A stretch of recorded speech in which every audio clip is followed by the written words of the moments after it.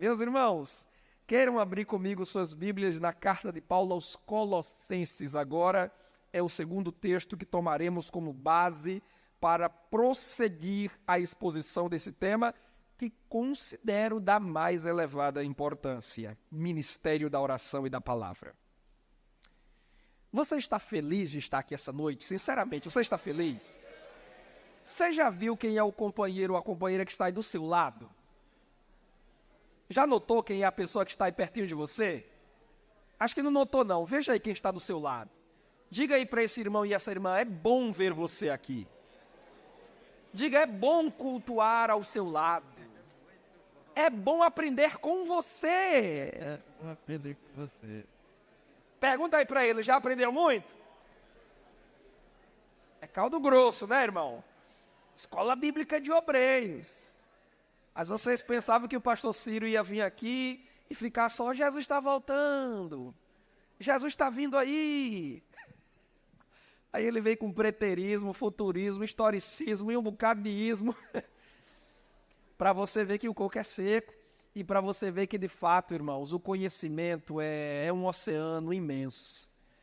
Eu dizia ali para o pastor Ciro, quando ele retornou, que a gente só consegue arranhar a superfície.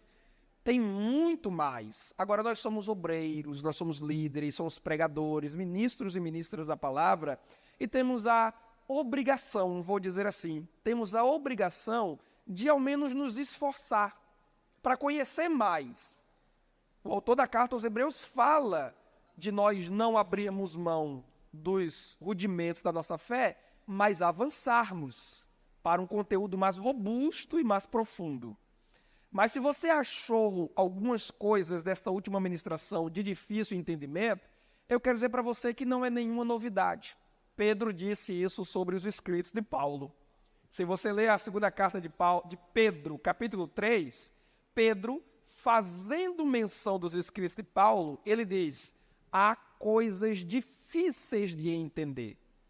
Se Pedro, que lia o texto grego original, teve acesso ao autor divinamente inspirado, e ele próprio também foi apóstolo de Cristo, aprendeu na escola de Cristo, também escreveu seus livros, julgava nos escritos de Paulo haver coisas difíceis de entender, imagine como não deve ser mais difícil ainda para nós que estamos vivendo distantes de Paulo 2000 anos, não temos acesso ao texto original grego a não ser alguns estudiosos. Então, naturalmente, nós lidamos com algumas dificuldades, mas algumas outras dificuldades existem, não pela dificuldade do texto ou da matéria. Algumas dificuldades existem pela nossa lentidão em querer aprender. Aí essa é a crítica que o autor da carta aos Hebreus faz aos seus leitores. O autor da carta aos Hebreus diz: eu tenho coisas para falar a vocês, mas que são difíceis para vocês, porque vocês se fizeram lentos para aprender. Então, tem pessoas que poderiam compreender mais, entender mais, saber mais, dominar mais, mas não sabe, não compreende, não domina, porque, infelizmente, é preguiçoso. Mas não é o caso dos irmãos em Santarém. Porque se você fosse preguiçoso, você tinha ficado em casa assistindo televisão ou seu futebol naquela televisão de 60 polegadas Full HD. Mas você deixou a televisão para lá, deixou a Netflix para lá, deixou o futebol e a novela e veio aprender a palavra de Deus e se alimentar dos ricos tesouros da teologia divina. Se é verdade, diga um glória a Deus bem forte aí. Muito bem. Vocês encontraram Colossenses ou não? Capítulo 1, versículo 3 até o 7. Sempre agradecemos a Deus, o Pai de nosso Senhor Jesus Cristo, quando oramos por vocês, pois temos ouvido falar da fé que vocês têm em Cristo Jesus e do amor que têm por todos os santos. Por causa da esperança que lhes está reservada nos céus, a respeito da qual vocês ouviram por meio da palavra da verdade, o Evangelho. A palavra da verdade é o Evangelho. O Evangelho é a palavra da verdade.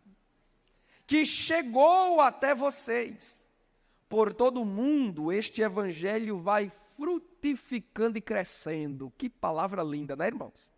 Por todo o mundo, este evangelho vai frutificando e crescendo. Começou lá em Jerusalém a semente. Cresceu e frutificou tanto que nós estamos colhendo aqui em Santarém os frutos deste evangelho. Como também ocorre entre vocês, desde o dia que o ouviram e entenderam. Olha aí, porque tem gente que ouve, mas não entende. Bom é quando a gente ouve e entende a graça de Deus em toda a sua verdade. Vocês o aprenderam de Epáfras. Qual é o nome dele? Nosso amado cooperador, fiel ministro de Cristo para conosco. Ainda de pé, salte para o capítulo 4, versículo 12.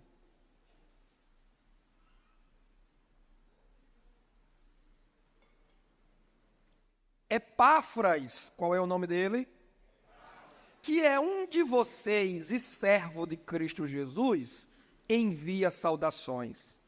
Ele está sempre, aí a tradução NVI que uso diz, batalhando por vocês em oração, para que como pessoas maduras, plenamente convictas, continuem firmes em toda a vontade de Deus. Dele dou testemunho de que se esforça muito por vocês e pelos que estão em Laodiceia e em Hierápolis, e você diz amém. Muito obrigado, pode tomar o seu assento. A excelência do ministério da oração e da palavra, para quem chegou da metade para o final da ministração do pastor Ciro e não nos ouviu no primeiro momento falarmos sobre o ministério da oração, quero apenas lembrar a você que eu disse lá que o obreiro deve ser um homem do altar, seguir os passos de notáveis homens de oração, como Abel, Enoque, Noé, Abraão, Jó, Moisés, Elias e o próprio Cristo, para não dizer Paulo, dentre outros do Novo Testamento. As nossas orações devem ser incessantemente oferecidas a Deus e em espírito conectados ao trono da graça. Falei a vocês que existem impedimentos à oração que precisam ser removidos e serão removidos, a depender da forma como nós reagimos a esses impedimentos. Falei do impedimento da falta de fé, ou seja, a incredulidade. Falei do impedimento, falta de comunhão entre irmãos, ou falta de perdão e conciliação. Precisa ser removido esse bloqueio. Falei sobre o impedimento da desobediência à palavra e dos pecados ocultos que nos impedem de acessar níveis mais elevados, dimensões mais altas de culto, de adoração e de serviço ao Senhor. E também falei que os maus tratos aos cônjuges, estamos em uma plateia, como disse o pastor Ciro, usando uma palavra muito bonita, heterogênea, mas parece-me que a maioria é de casais aqui hoje, embora tenham aqui até, eu vi crianças, adolescentes aqui, tem jovens solteiros certamente, mas creio que a maioria dos irmãos é constituída de homens e mulheres casados, e eu lhes disse que os maus tratos aos cônjuges, seja o maltrato da esposa ao marido e vice-versa, obstruem também nossas orações. Então esses impedimentos, bloqueios, obstruções precisam serem removidos para que tenhamos um ministério de oração. E eu só preciso lembrar a vocês que quando falamos de ministério estamos falando de serviço. Essa palavra ministério, no decorrer das épocas, acabou ganhando uma conotação elitista, né? O irmão foi ordenado ao ministério, a gente sempre pensa em uma posição mais elevada. No secular também se tem lá os ministérios, né? Em Brasília, do governo. Então o ministério ganhou ares pomposos, um significado mais elitista, mas na verdade, biblicamente falando, ministério se traduz literalmente por serviço. Ministério é servir e ministro é servo. É esse o significado da palavra ministro na Bíblia Sagrada, em especial no Novo Testamento. Ministro é servo. Digam comigo, ministro é servo. Irmão Tiago, posso chamar o líder da música de ministro de louvor? Não é do nosso linguajar assembleiano, mas também não é de todo errado. Ele serve com louvor, ministro de louvor. O ministro da palavra é aquele que serve com a palavra, pregação ou ensino. O pregador, desde que fiel, ele é um servo, pode não ser exatamente um ministro ordenado, convencionalmente falando, mas biblicamente falando, não é nenhum equívoco chamá-lo de ministro da palavra. O jovem pregador, solteiro, ainda não ordenado, desde que de fato vocacionado e desde que sirva com integridade, é o ministro da palavra. Ministro é o servo. Aí agora, nesse segundo momento, eu quero destacar o ministério da palavra. E eu começo dizendo aos irmãos e às irmãs que o obreiro, sempre que eu disser obreiro, entenda, eu estou estendendo todas as minhas orientações, considerações, ponderações, também ao público feminino. O obreiro deve ser um diligente, dedicado, estudioso da Bíblia e um fiel expositor dela. Observe, meus irmãos, que no capítulo 1 que nós lemos, o apóstolo Paulo faz menção elogiosa da fé daquela igreja ainda em sua fase inicial, em seu estágio inicial de desenvolvimento, a igreja de Colossos. Quem morava em Colossos era chamado de colossense, por isso carta aos colossenses, ou seja, carta aos irmãos de Colossos. Fazendo menção elogiosa da fé daqueles irmãos, Paulo diz que esta fé que eles têm na palavra do Evangelho é uma fé que foi desenvolvida a partir da audição do Evangelho e da compreensão do Evangelho. Evangelho esse que Paulo destaca no versículo 7. Vocês aprenderam do irmão Epáfras. Se Epáfras foi o obreiro fundador da igreja naquela congregação, ou um dos seus pioneiros, eu não serei dogmático em o afirmar, mas o fato é que Epáfras foi um dos mais importantes, notáveis obreiros no discipulado dos crentes da igreja em Colossos.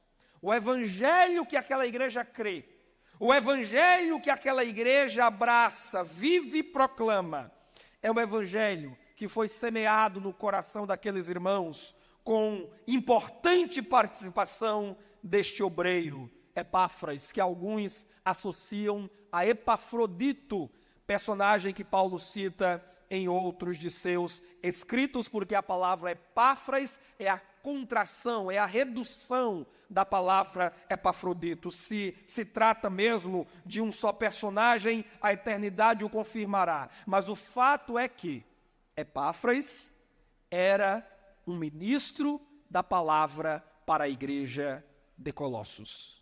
Aquela igreja ouviu o Evangelho, aprendeu o Evangelho, foi discipulada e muito bem doutrinada. E eu digo que muito bem doutrinada porque Paulo está elogiando a fé. Paulo está elogiando o amor, Paulo está elogiando a esperança, virtudes estas listadas nominalmente nos versículos 4 e 5. Se essa é uma igreja de notável fé, se essa é uma igreja de notável amor, a mais importante virtude cristã, se essa é uma igreja de notável esperança, então é porque houve um trabalho muito bem feito de evangelização, de discipulado, e por que não dizer de treinamento de obreiros, porque um obreiro bom, ele é multiplicador, sim ou não, irmãos? Um bom líder, ele é multiplicador. Anote isso aí, o bom líder é multiplicador.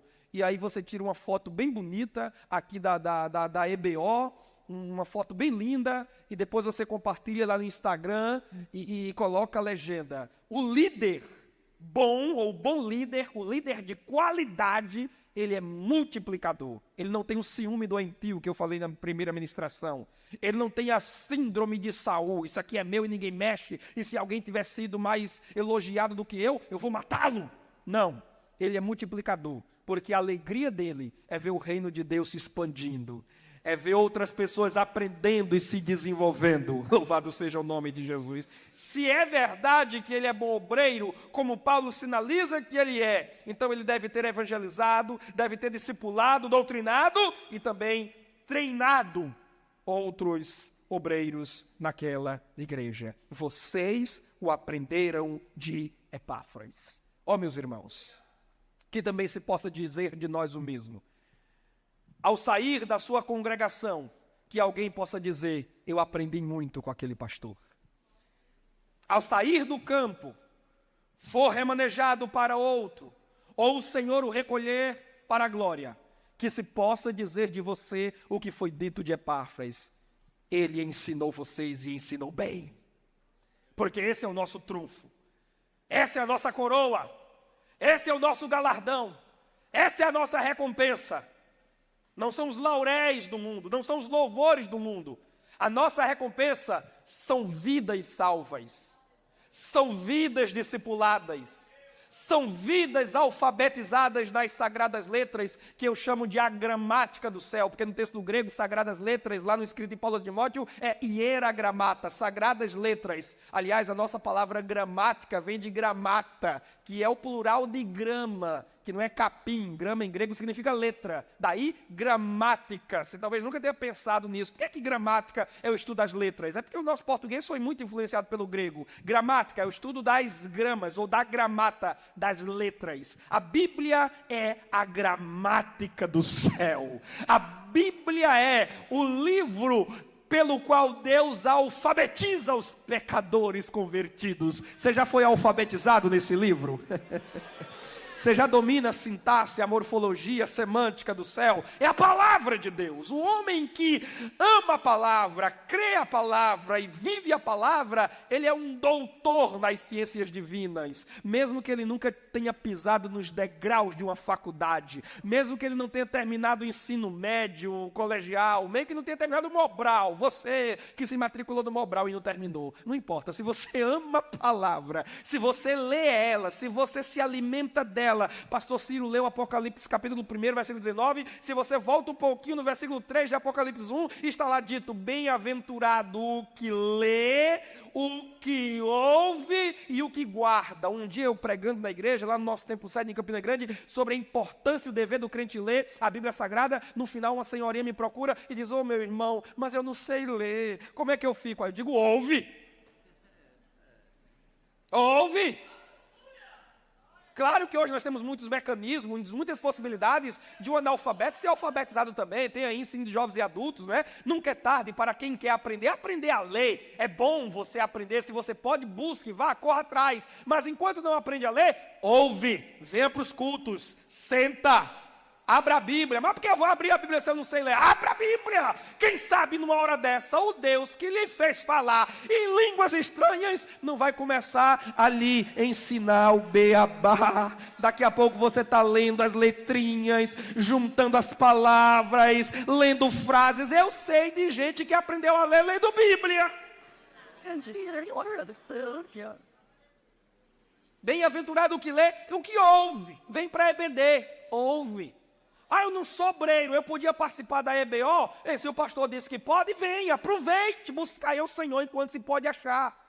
E se você assim proceder, você será bem-aventurado. Isto é, você será muito feliz.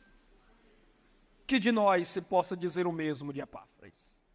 Eu não sei quanto tempo Deus tem me reservado nessa terra, meus irmãos. E já disse para vocês, volto a repetir, não tenho nenhuma pressa de morrer. Eu estou com vontade de ser arrebatado. Eu quero ser arrebatado, não quero a morte. Não é porque eu tenho medo da morte, porque a morte não mais nos assusta. Cristo a derrotou 2000 anos atrás, quando deixou a tumba vazia para trás. A morte não me causa arrepios, mas eu não quero ter de enfrentá-la, porque eu sei que se eu enfrentar ela, eu vou vencer ela de qualquer jeito. Mas não quero nem subir no ringue. Eu quero que quando a morte vier pela esquerda, porque tudo que não presta vem pela esquerda, eu vou pela direita no arrebatamento da igreja e suba com Cristo para as mansões celestiais. Quem está com vontade de ser arrebatado aí também? Quem está comigo nessa expectativa aí?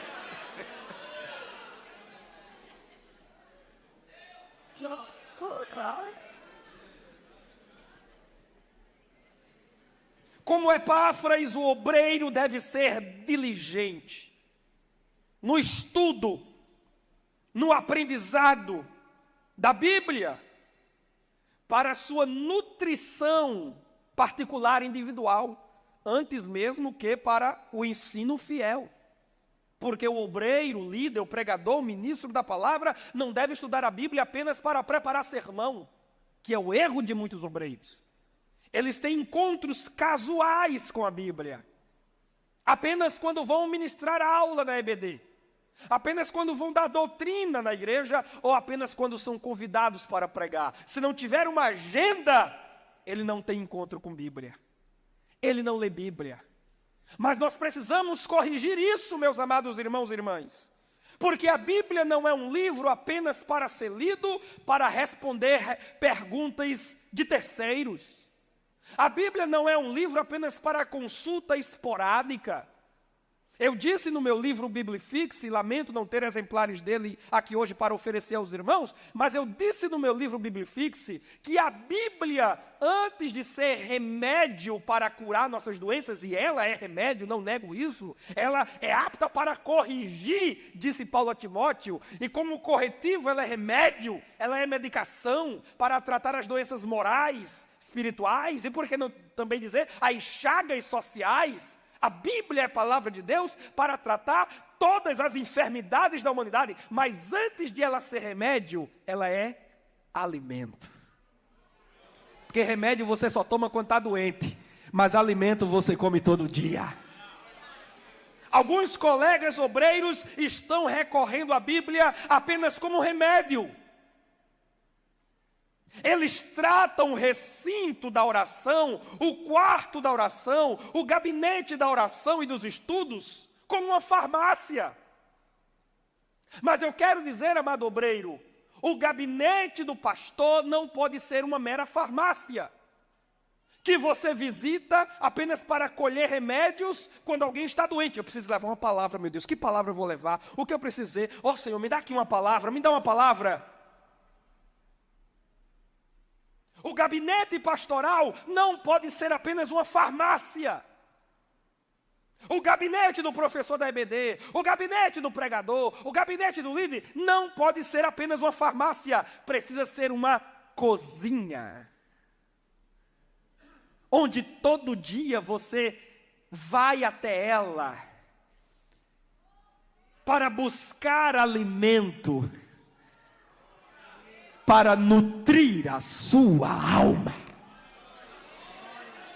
Na farmácia eu vou de vez em quando, mas na cozinha eu estou lá todo dia. E mais do que o corpo precisa de alimento para se manter de pé, nossa alma precisa da palavra para se manter de pé. Foi o nosso Senhor Jesus quem disse, nem só de pão, mas de toda partida de futebol na televisão. Porque tem obreiro que gasta mais tempo com o futebol do que com a Bíblia. 2 horas assistindo o seu jogo de futebol, e quando acaba ainda diz assim, mas já terminou? Tem gente que passa madrugadas em claro, maratonando suas séries favoritas na Netflix. E tem obreiro viciado no videogame. Ainda chama os guri pequenos dentro de casa, vem aqui menino, vamos jogar mais que eu vou dar uma surra em tu aqui hoje. Nunca chamou os filhos para um culto doméstico, mas chama os filhos para apelar no videogame. Deus não lhe chamou para ser viciado nessas coisas. Deus não lhe chamou para esse tipo de ocupação. Você é sacerdote, você é obreiro, você é ministro da palavra. Vá para o seu gabinete, pegue a sua Bíblia, abra os livros, ore, peça a iluminação do céu e caia de cabeça nas Escrituras, porque disso depende a força e a existência da sua alma, da sua família e também do seu ministério.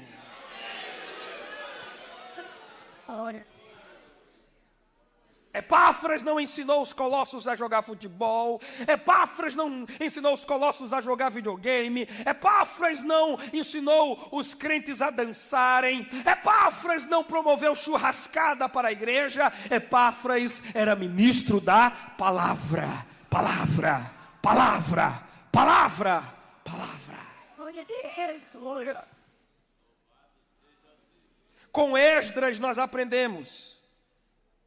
Esdras capítulo 7, versículo 10. Ele propôs em seu coração buscar a lei, praticar a lei, para então ensinar a lei. Atentem bem para esse tripé.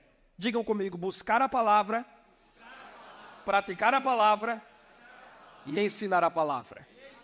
Nem queira tirar nenhuma dessas perninhas. É como esse tripézinho que está sustentando essa câmera aqui, ó, 3 pernas. Se você tirar qualquer uma delas, escolha qualquer uma delas, o instrumento cai. Você não pode tirar nenhuma dessas perninhas. Você é ministro da palavra, você é obreiro, você é pastor, você é dirigente de congregação, você é irmã professora de EBD. Você não pode tirar nenhuma dessas perninhas. Nem a busca, nem a prática, nem a proclamação ou ensino. E também não adianta inverter as ordens. A ordem, como registrada na Bíblia, é uma ordem lógica.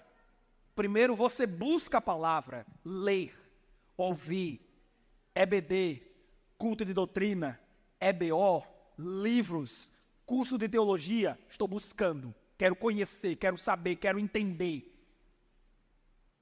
E depois de buscar, conhecer, entender, aquilo que você aprende, agora você deve o quê? Praticar. Você não pode praticar sem conhecer. Você não pode praticar sem entender. Porque uma prática ignorante é uma prática por vezes errada. O conhecimento correto norteará a prática correta.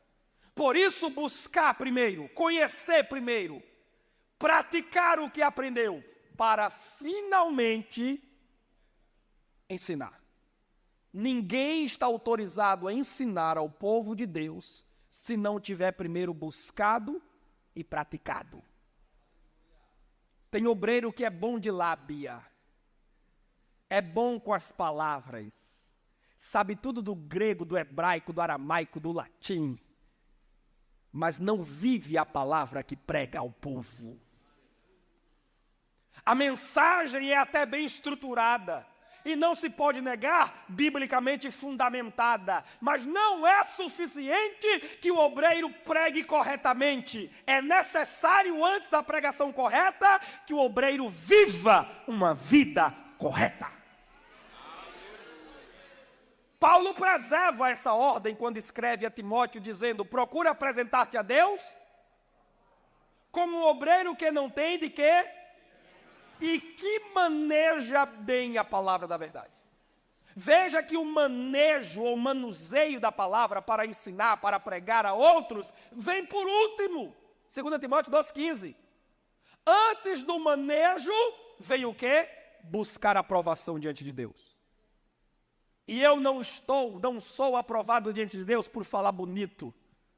Eu não sou aprovado diante de Deus por conhecer grego, hebraico e aramaico, embora seja importante ao professor, ao ministro da palavra, se esmerar nisso. Mas eu não sou aprovado por Deus por isso. Eu não sou aprovado por Deus porque sou um líder dinâmico da minha igreja, gosto de conversar com todo mundo, se precisar de arrumar dinheiro, eu arrumo, eu faço campanha. Isso não me aprova. O que me aprova diante de Deus é o meu caráter íntegro, correto. Tens visto o meu servo Jó? Homem justo, íntegro, reto e que se desvia do mal. Aqueles a quem Deus dos céus tem alegria de chamar de meus servos são aqueles que são justos, íntegros, retos e que se desviam do mal. Estes Deus põe o seu carimbo de aprovação. Está aprovado. Tchum! Prega bem, mas é caloteiro. Reprovado. Prega bem, mas é namorador. Termina a pregação, está trocando WhatsApp com as novinhas no corredor da igreja. Reprovado. Carimbão vermelho em cima. prega bem, dá uma aula muito boa, mas é fofoqueira, linguaruda, mexeriqueira, reprovada. Canta muito bem, mas em casa dando grito no marido, como uma goteira incansável. Está reprovada, irmã. Nas redes sociais é posando e profetiza. Posso ser boca de Deus para você por um minuto? Aí depois está postando foto só de biquíni na beira da praia ou da piscina. Reprovada! Isso é boca de outra coisa, boca de Deus não é não.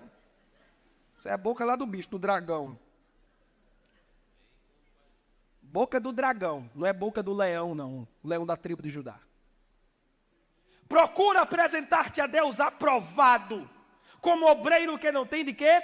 Se envergonhar. Aqui não seja tímido, embora, claro, é importante ao ministro da palavra, comunicador do evangelho, como faz parte da ciência da comunicação, vencermos as nossas inibições. Superarmos a timidez, que por vezes é inata, está relacionada a temperamento, algumas questões biológicas. É claro que é bom que nós superemos a timidez e a inibição, mas não é disso que Paulo está falando. Quando Paulo diz que não tem de que se envergonhar, é não ter na sua vida, na sua conduta, na sua reputação, nada que lhe envergonhe. Porque é lamentável dizer, mas eu tenho que dizer, tem obreiro que quando sobe para pregar, o povo embaixo diz, misericórdia. Pia para aí, pia para aí. Vocês usam essa expressão aqui? Pia para aí. Pia é uma contração de espia, né? Espia só. Mas lá, esse cara tá me devendo 300 conto, faz 3 anos. Cobrei, achou ruim, me bloqueou no WhatsApp e agora está dando doutrina sobre dízimo e oferta. Chamando o povo a ser fiel a Deus, mas e ele que não é fiel a mim? Você sabia que tem obreiro que quando só para pregar aqui, a mulher dele aí embaixo baixa a cabeça? Algumas baixam a cabeça para clamar, Jesus, ajuda meu marido, continua usando ele, enche teu vaso, Senhor, oh meu Deus, alimenta a tua igreja. Mas tem umas que baixam a cabeça com vergonha. Ela está aqui sozinha com Deus dizendo, se soubessem quem ele é. Coisa triste é um obreiro que quando vai pregar, os filhos saem para não ouvir. Coisa triste é um obreiro cujos filhos foram congregar em outra igreja, em outra denominação, porque não aguentavam ouvir a hipocrisia do pai nos cultos de doutrina, querendo ensinar amor, quando ele era um espancador dos filhos dentro de casa.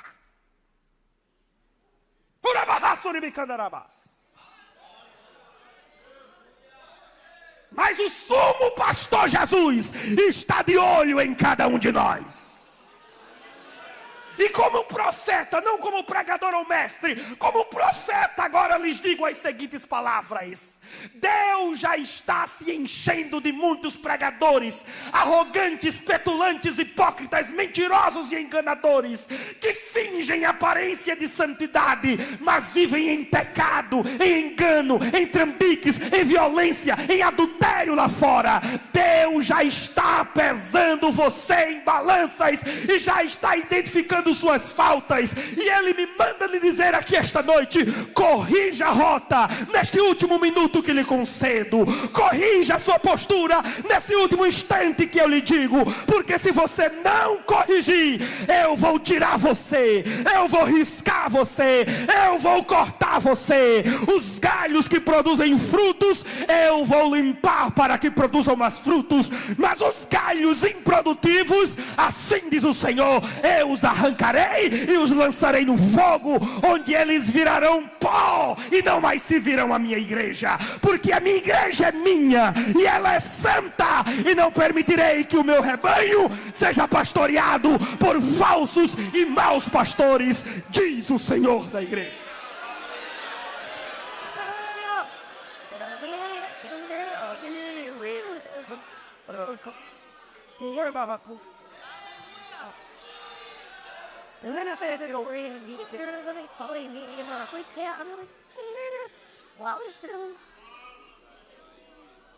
Malaquias 2, versículo 7, diz que os lábios do sacerdote devem guardar a lei, porque ele é mensageiro do Senhor, e da sua boca o povo espera ouvir a instrução.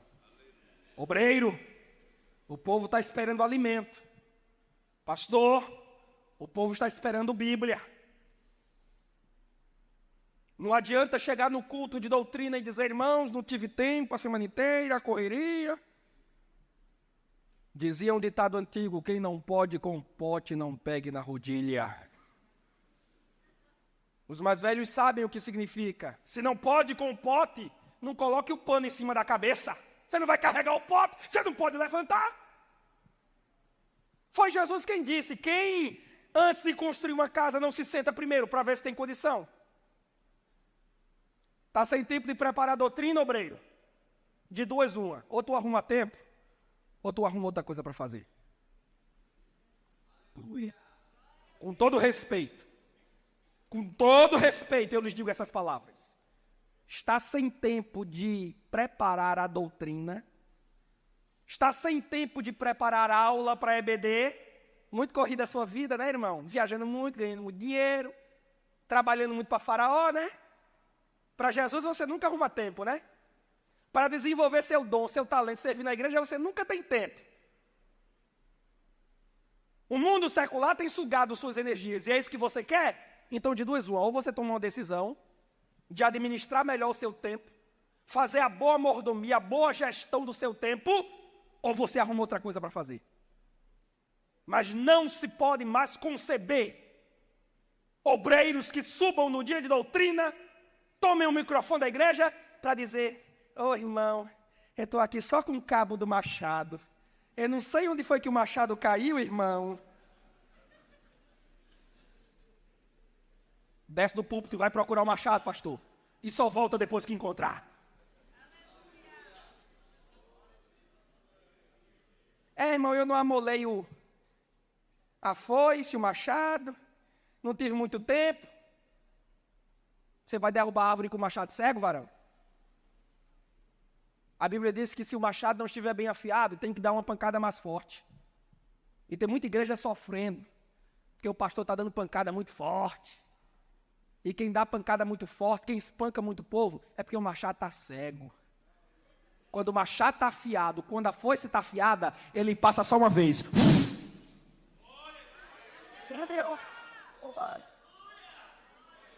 Volta para o gabinete da oração, obreiro. Volta para o gabinete da palavra, obreiro. Vai afiar a tua foice, vai afiar o teu machado. Se esmera no ministério da palavra, para que ao subir o púlpito, assumir a tribuna, pegar o microfone, você possa dizer aos irmãos, abram suas Bíblias, porque hoje eu tenho um conteúdo, e vamos acabar com essa coisa de ficar enchendo o culto só com louvor, para espremer 20 minutinhos de palavra, e depois, irmão, tudo que Deus tinha para falar, Deus já falou. Mentira! É porque você não preparou a encher o culto de oração, de louvor, e um monte de penduricalhos. Se você tivesse preparado, você queria usar 1 hora pelo menos só para pregar, só para ensinar.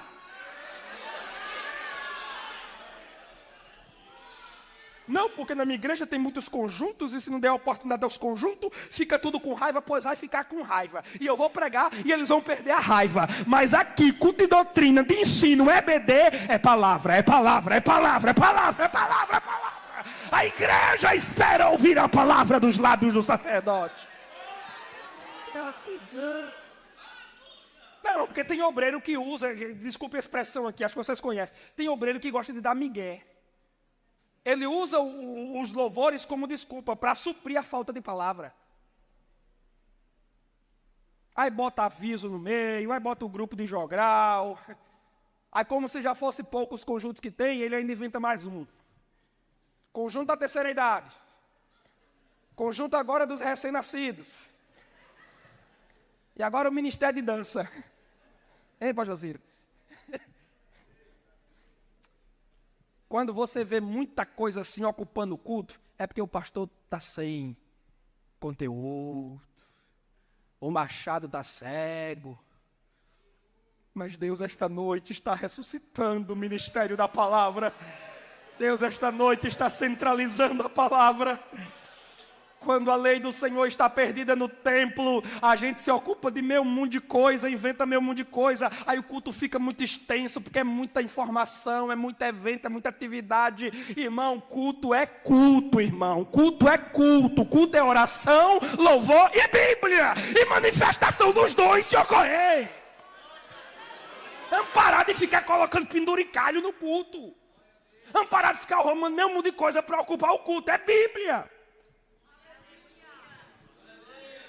E não adianta me olhar com cara feia se eu passo das 9 como se a culpa fosse minha, não. Me desse de 8 que de 9 eu terminava.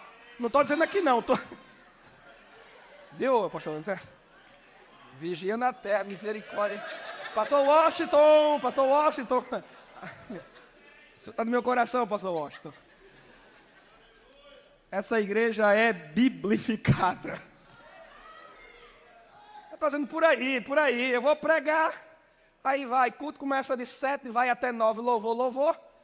Aí quer que eu pegue de 9 e entregue de 9 e 15.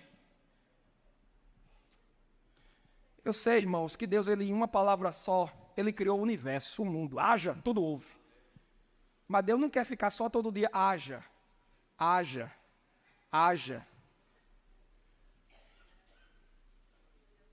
Deus, Ele quer que a gente sente e aprenda.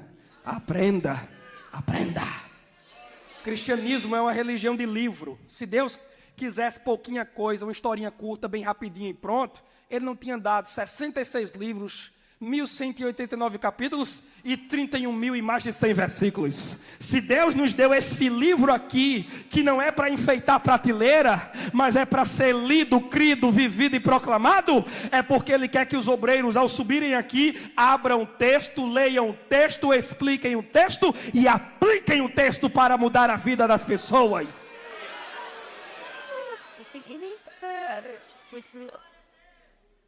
Pastor, você é o líder. A doutrina, o cajado está em suas mãos. É você que tem dado a doutrina para o povo lá. É lamentável notar que em algumas igrejas os pastores já não assumam mais o púlpito. E todo culto de doutrina agora é uma pessoa diferente, é um pregador de fora. E lamentavelmente alguns cultos de doutrina já nem mais doutrina tem. Resgata a doutrina do culto de doutrina, pastor.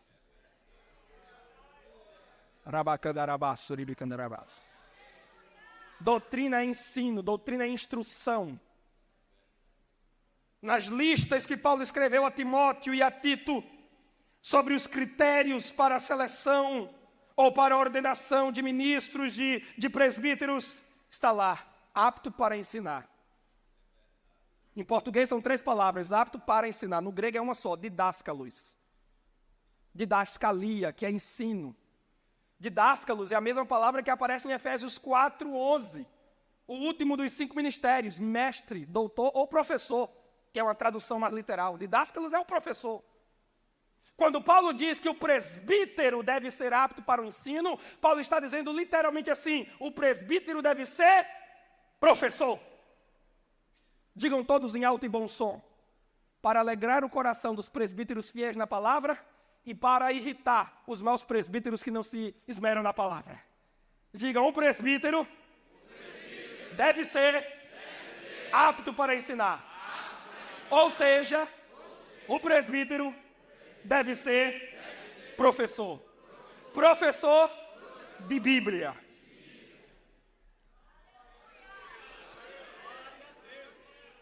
Se o pastor quer acionar um presbítero para trazer uma mensagem no domingo à noite, e o presbítero fica se esquivando, não, pastor, aí vem a falsa humildade, né? A autopiedade, a autocomiseração, porque quem sou eu? Porque eu sou pequenininho, porque é tudo desculpa, porque ele está com preguiça, não leu Bíblia faz 3 meses. Porque se tivesse mensagem, presbítero que lê Bíblia todo dia, presbítero que come Bíblia todo dia tem uma mensagem queimando no coração dele. E ele fica doido que o pastor Ivanilson deu a oportunidade para ele dar uma palavra. Agora, presbítero que não tem Bíblia, ele fica, não, pastor Ivanilson, porque quem sou eu, pastor? Eu não dou nem para ser engraxado nos seus sapatos. Deixa de falsa humildade. Deixa de coitadismo, tu é ministro. Tu é servo do Deus Altíssimo. Barriga para dentro, peito para fora, cabeça erguida, endireita essa coluna. Tu é homem. Sim, senhor, meu pastor, conta comigo. Pode estar na prova imensa, numa tribulação terrível no trabalho, na empresa, em casa. Mas tu é ministro da palavra. Teu pastor te chamou, conta comigo, meu pastor. Nem que tu gaste uma madrugada, em claro, aos pés do Senhor, em oração, chorando. Jesus, me moa aqui, Jesus, me quebre aqui, me dê Bíblia, me dê palavra. Mas você vai. E quando sair de lá, você vai sair como Jacó, depois que lutou com Deus no Val de Jaboque. Ele te toca na perna, tu sai mancando e tu diz: eita, hoje eu não dormi direito. Estou todo acabado, estou todo arrebentado, mas estou transformado, estou diferente, estou cheio. E quando chega no culto, você não vê a hora de chegar a hora da palavra, porque você está com a palavra e ela está remoendo em teu coração e em tua mente. Se o pastor demorar mais um pouquinho, é capaz de tu pregar e daí embaixo, porque o rio quer transbordar. Quem tem sonho, conte sonho. Quem tem visão, conte visão. Mas quem tem Bíblia, pregue Bíblia. Bíblia.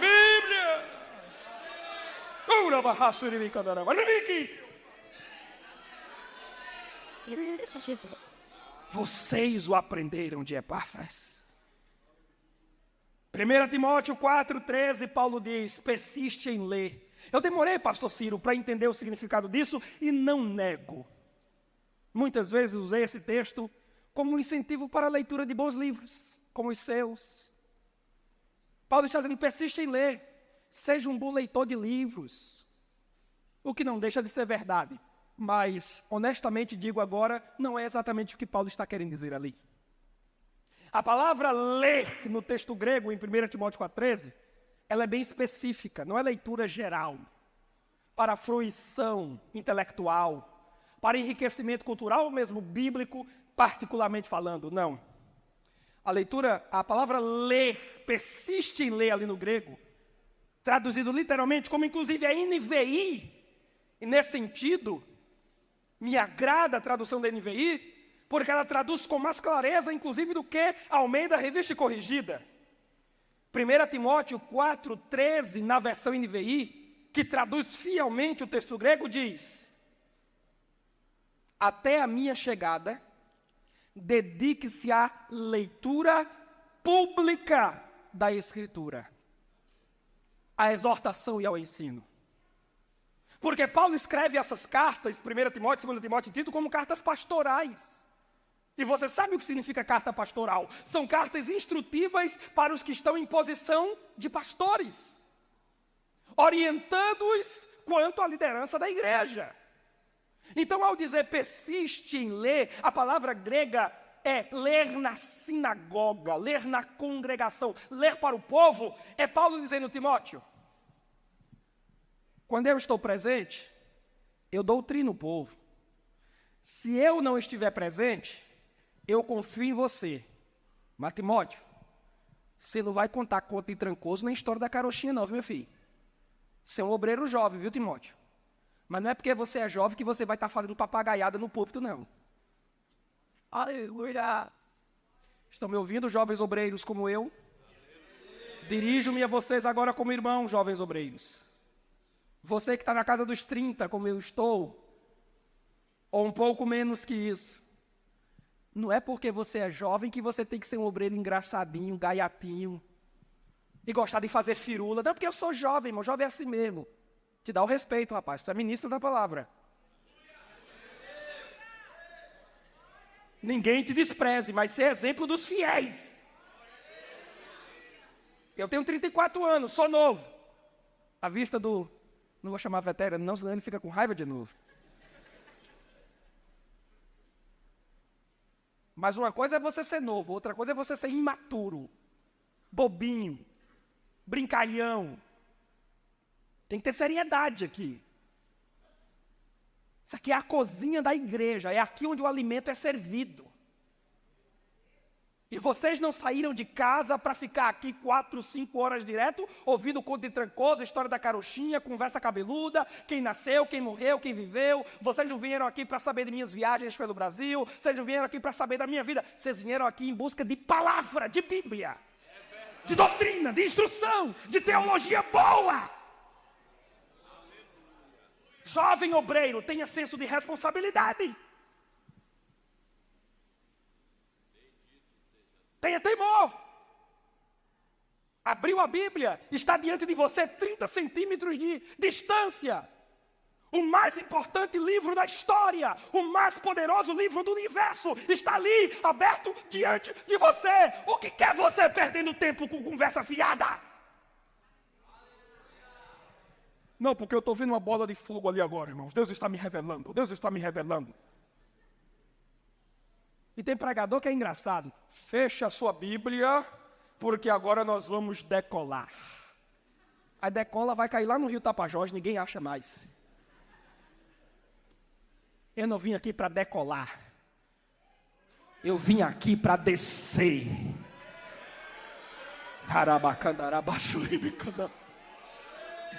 Eu vim aqui para cavar, como diz Lucas, capítulo 6, a parábola do bom construtor. Ele pega a pá, ele cava, até encontrar rocha sob a qual edifica a casa. Eu vim aqui para cavar. Quem vem cavar comigo aqui?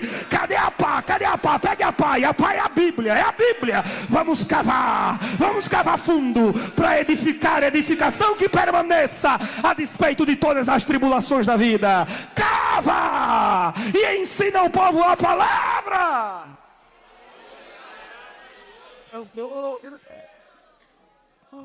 Persiste em ler publicamente as Escrituras. Leia a palavra para o povo. O pastor, a igreja tem que ver o pastor abrindo Bíblia, folheando Bíblia. Tem que ver o pregador citando as Escrituras. Veja Jesus tentado pelo diabo no deserto. As respostas de Jesus nunca foi eu acho que, eu penso que, Satanás, minha opinião. Irmão, você está se trocando com Satanás? Trocando opinião, ideia com Satanás? Não, com Satanás a gente faz como Jesus fez. Está escrito.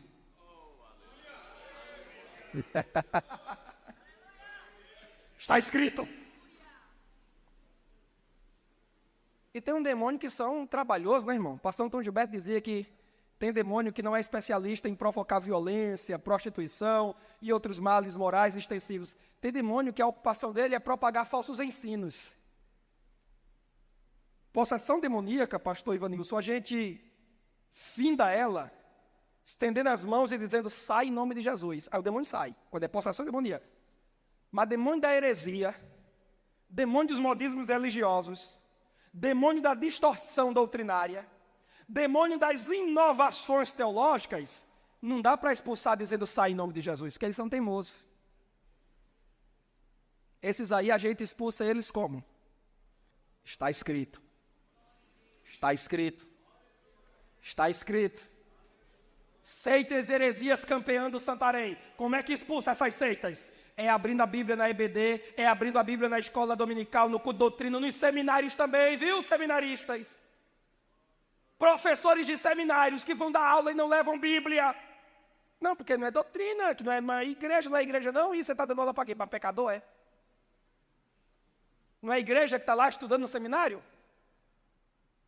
O mal de muitos seminários é tirar a Bíblia. E ficar agora só com as ideias teológicas. Não, porque o teólogo falou. Mas não tem nada contra a citação de teólogos. Eu citei teólogos aqui, citei John Wesley, citei a mãe dele, Susan Wesley, com quem inclusive o John disse que tinha aprendido mais do que com todos os teólogos da Inglaterra. Porque uma mulher sábia, ela é mestra do bem para seus filhos.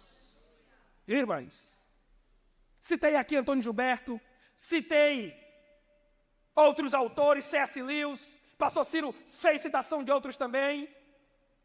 Mas nós não citamos esses eminentes escritores, teólogos, pensadores cristãos para embasar a nossa ministração. Eles não embasam, eles não fundamentam. No máximo, eles ilustram. A nossa base é Moisés, Jeremias, Isaías, Samuel, Mateus, Marcos, Lucas, João, Paulo, Pedro. É Bíblia. Tem muito seminário onde as pessoas entram crentes e saem descrentes. Por quê? Porque o professor deixou a Bíblia de lado e fica agora só com os debates teológicos. Os alunos entram crentes e saem confusos, descrentes, duvidando. Não, porque o teólogo disse. Aí tem um outro aqui que diz o que se diz. Mas tem outro que fez uma meia... Peraí, agora eu não sei mais se eu sou pré, se eu sou pós, se eu sou antes, se eu sou depois, se eu subo, se eu desço, se eu vou, se eu fico, se tem dom, se não tem dom, se tem livre-arbítrio, se não tem livre-arbítrio. Agora eu fiquei, tô doido agora, tô doido.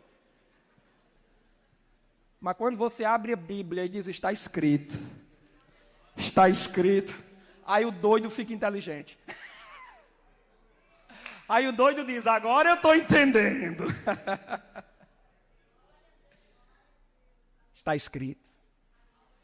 O obreiro, o ministro da palavra, o pregador, o pastor precisa folhear as páginas das Escrituras, expondo o Evangelho e as verdades de Deus para o povo, porque disso depende a nossa vida. Agora deixa-me terminar, porque venci o meu horário. A oração e a palavra devem constituir um dueto. Eu disse não um duelo. Duelo é disputa entre dois. Dueto é dupla. Música entoada de forma harmônica entre parceiros. A oração e a palavra devem estar conjugadas na vida do obreiro. Conjugue ou conjugi. Você já parou para pensar de onde vem essa palavra? Cônjuge. De conjugal. Vem de jugo, conjugo. Debaixo do mesmo jugo. Debaixo da mesma canga. Você, mulher, está debaixo do mesmo jugo do seu marido. Você, marido, está debaixo do mesmo jugo da sua esposa. São dois bois. Eu não vou chamar sua esposa de, né? São dois bois. Dividindo o mesmo jugo.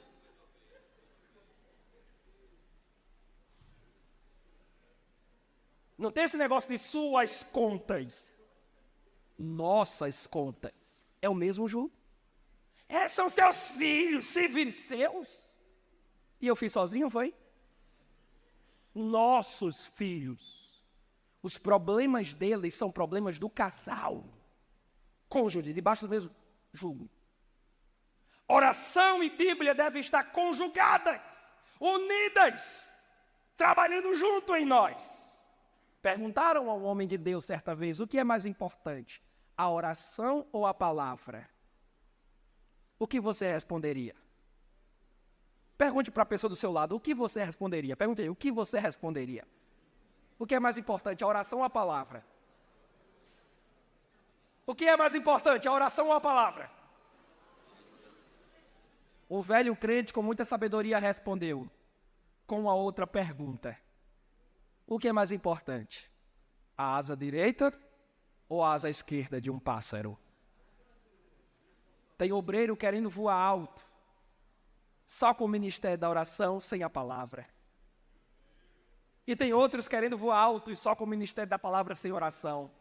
Vai ficar sempre um pássaro capenga.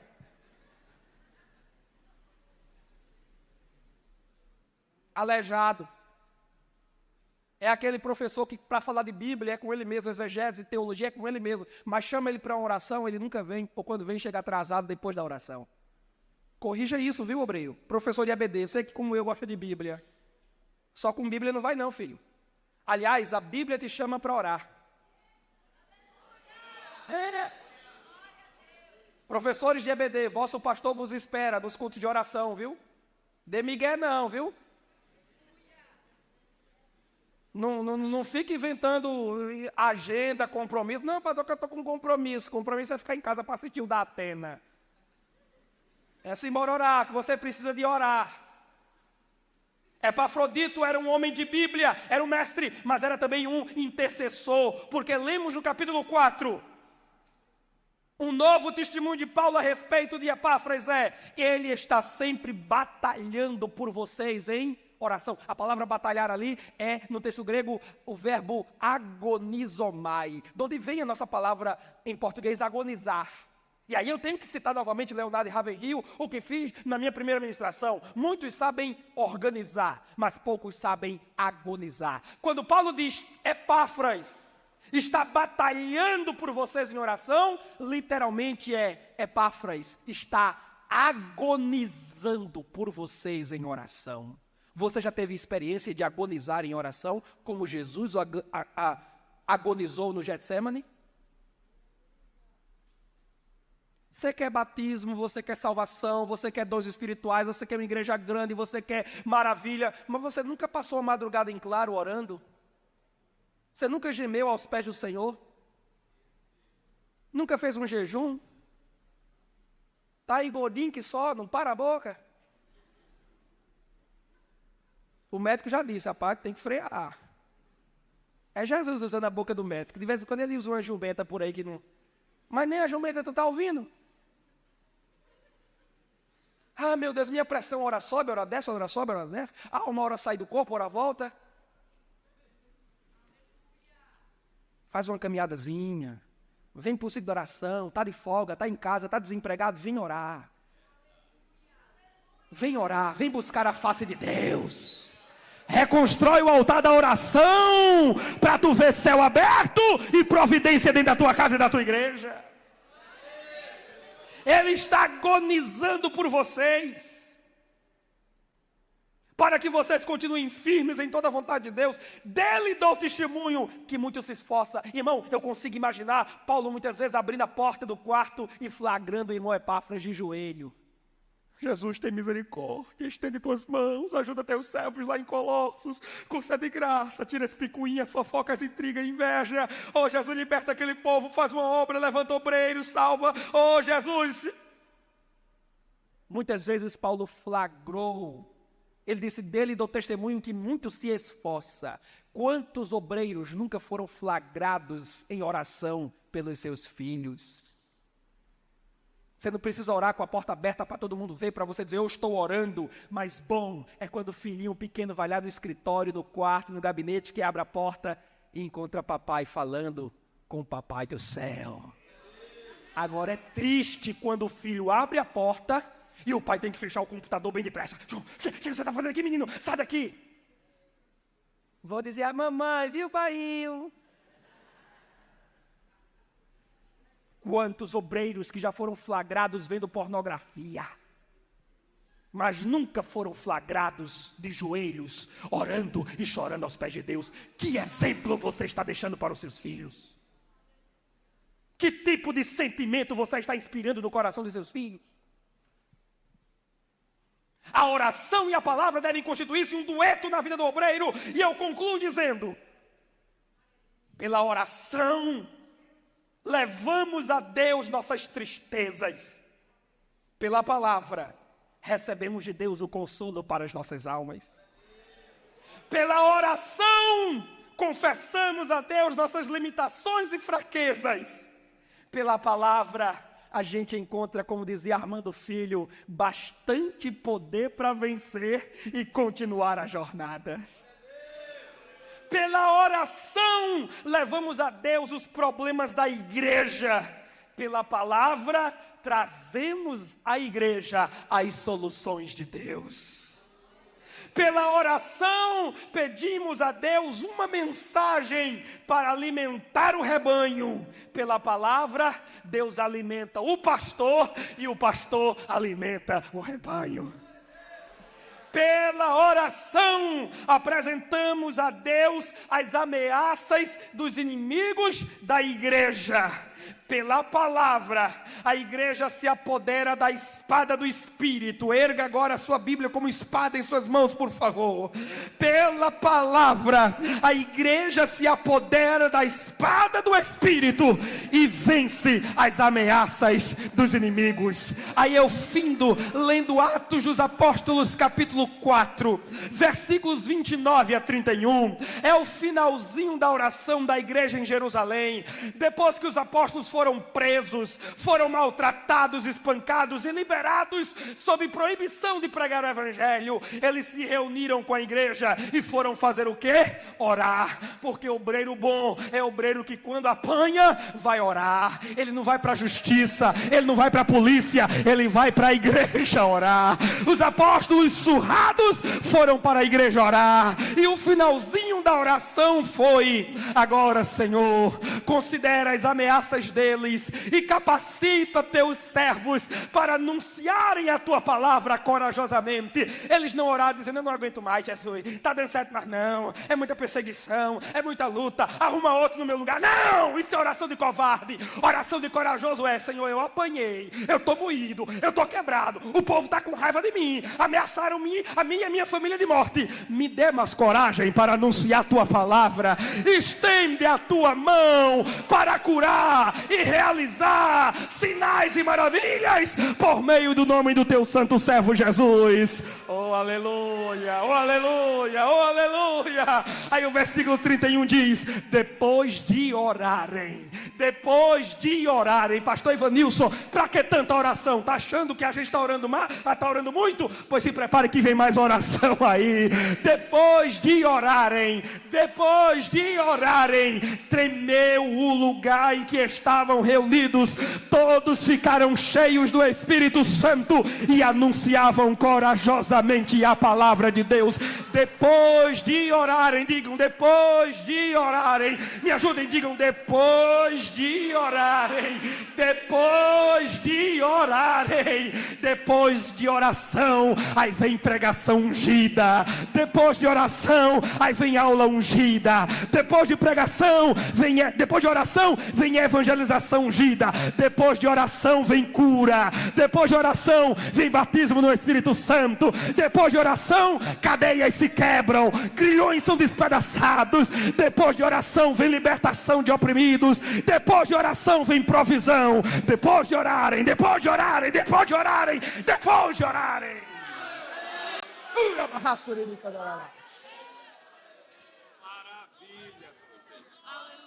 Você sabe a receita. Agora leve para casa, coloque em prática. E que os efeitos dessas aulas surtam resultado em sua congregação, em sua casa, em sua vida. Não é a partir de amanhã, não. É a partir de hoje. Se você recebe essa palavra, erga não uma, mas as duas mãos aos céus e adore a Jesus. Amém.